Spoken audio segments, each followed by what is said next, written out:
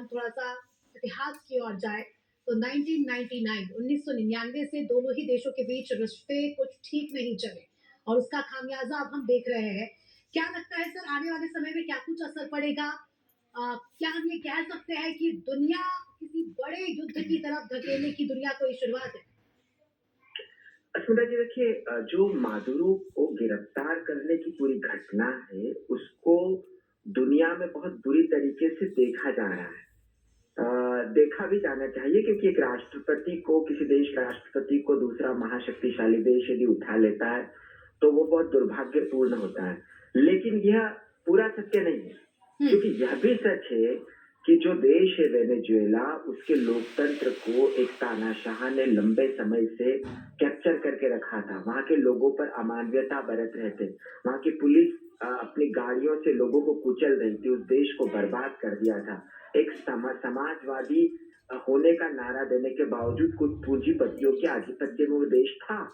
बिल्कुल, तो ट्रंप ने गलत तो किया है, बेशक गलत किया है, लेकिन इसका मतलब यह नहीं है कि मादुरो जो थे वो एक लोकतांत्रिक सरकार का संचालन कर रहे थे और तमाम आलोचनाओं के बावजूद यदि जो तानाशाह है, जो अपने देश के लोकतंत्र को कैप्चर कर रहे हैं, जो लोगों को दबा रहे हैं, ऐसे देशों पर यदि यह शुरुआत है, वहाँ पर लोकतंत्र की शुरुआत करने के लिए यदि ट्रंप ने कोशिश की है, बिल्कुल। तो इसका स्वागत भी किया जाना चाहिए। हुँ। और यही कारण है कि दुनिया में चाहे जितना विरोध हो रहा हो, लेकिन वेनेजुएला के लोग सड़कों पर नहीं उतरे हैं। इसका मतलब बहुत स्पष्ट है बिल्कुल। कि वेनेजुएला के लोग इस तानाशाह से परेशान थे। सर आपसे मैं ये अस्मिता भी जी। समझना चाहूँगी कि जिस तरह से दूसरे देश जैसे रूस की बात करें, चीन की बात करें, अन्य देश भी इस पूरे ऑपरेशन का विरोध कर रहे हैं, तो क्या इसका असर अंतर्राष्ट्रीय कूटनीति पर पड़ेगा?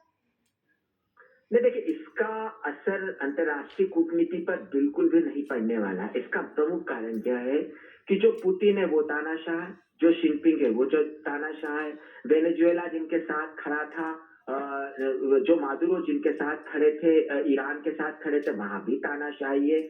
तो दुनिया में बहुत ही स्पष्ट संदेश है कि आप तानाशाही के बल पर दुनिया को चलाना चाहते हैं या लोकतंत्र के बल पर चलाना चाहते हैं। तो निश्चित तौर पर यह ईरान के लिए भी संदेश है, जहां पर एक धर्मगुरु जो है अपने लोकतंत्र को कैप्चर करके कई सालों से बैठे हैं। तो यदि वेनेजुएला में लोकतंत्र स्थापित होता है, तो दुनिया के अन्य देशों के तानाशाह भी टटकते हैं और बिल्कुल।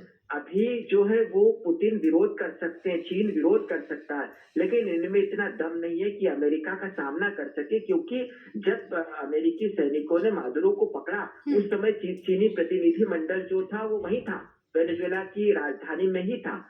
तो इस समूचे घटनाक्रम को वैश्विक बदलाव के तौर पर देखना चाहिए। ट्रंप जो लगातार दुनिया को धमकाने की कोशिशें कर रहे हैं, लगातार गलत कदम उठा रहे हैं, उस बीच वेनेजुएला में जो कदम उठाया गया है, वो लोकतांत्रिक तरीके से इसलिए सही है क्योंकि वेनेजुएला से निश्चित तौर पर हुँ, जो मादुरो है वो सत्ता में बने रहने के लिए ऐसे काम कर रहे थे जिससे वहां से लाखों लोग पलायन की ओर जाने के लिए मजबूर हुए। सबसे हुँ। बड़ी बात है कि वेनेजुएला में दुनिया का सबसे बड़ा तेल का भंडार है, लेकिन उसके बावजूद वहाँ की 80% आबादी क्यों भूखे मरने को मजबूर हो बिल्कुल, गई है।